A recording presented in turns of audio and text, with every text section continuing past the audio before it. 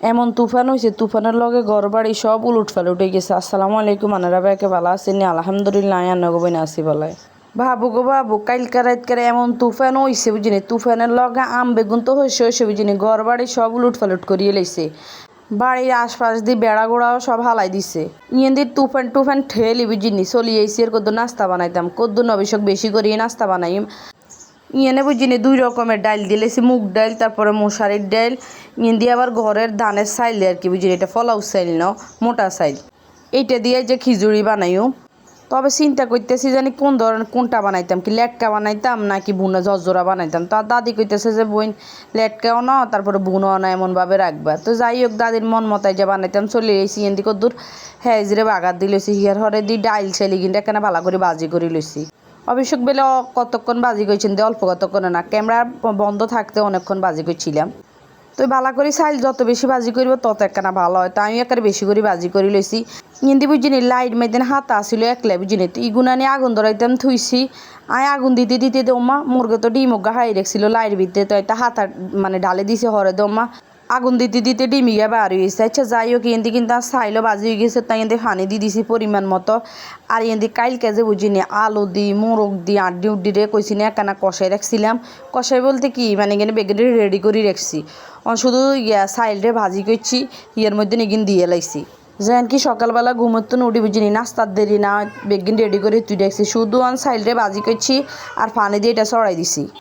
তবে বুঝিনি আর টমাটো বা অন্য কিছুও দিতাম না, কাঁচামরিচও আগে দিয়ে কাটে দিয়ে লাইছি, এটা আর কিছু দিতাম না।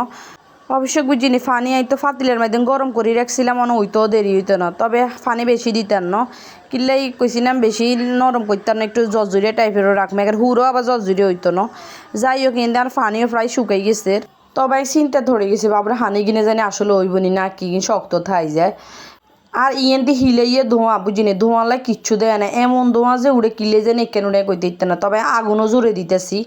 অনেকেই খিচুড়ির মধ্যে হলুদ বেশি দিয়ে এলে, তবে আর কাছে এই জিনিসটা ভালো লাগে না। আর কাছে মনে হয় যে একটু হালকা হলুদ হলে খিচুড়িটা দেখতেও ভালো লাগে। খাওয়ার অবশ্য স্বাদ একই রকম, বেশি দিলেও যে কম দিলেও এই। তো যাই হোক, কিন্তু আর খিচুড়ি রয়ে গেছে না, আমাও লাইছি এভাবে রাখুন। তবে কিন্তু অনেকখানি আরও টাইনবো। সাইলটা কিন্তু ওই যে আদি টিভি চাইছিলাম যে সাইলে সুন্দর মতো হয়ে গেছে, মার্শাল্লাহ দেরি হয় না। তো যাই হোক, কিন্তু গরম গরম আরও মেহমানও আছে, হেতা গরও দিয়ে লাইও। আসলে নাস্তা বানালে বুঝিনি একজনে একজন আইয়ে, তো হেতা করে হালাইও আবার খাই না, এটাও আল্লাহর একটা নেয়ামত আসলে। যাই হোক, তো খিচুড়িও তো বেশি বানাইছি, খাই কমলে সারে নইলে তো আনমা বুক ফুকুবে এত জায়গায় কিনলে বানাইছ। আসলে আমি এত ওজন জানি না। অবশ্য কান মাও বাড়িতে আসছিল না, মা গেছিল নানুর বাড়িতে। তো এই নাস্তা বানাইতে বানাইতে কিন্তু আর মা আবার চলে এসেছিল। স্যার মাসাল্লাহ খিচুড়ির কালারটা অনেক সুন্দর হয়েছে। তোমার বোনের দিনে খাই আমি তো মজা হয়েছি, হিগুনও কইছে যে অনেক মজা হয়েছে, ভালো হয়েছে। তোমার কাছে এই জিনিসটা গরম গরম খাইতে এক স্বাদ, আবার ঠান্ডা হইলে আরেক স্বাদ। তবে গরমের স্বাদটা একটু বেশি লাগে, আর গোস্তর পরিমাণও তো বেশি ছিল।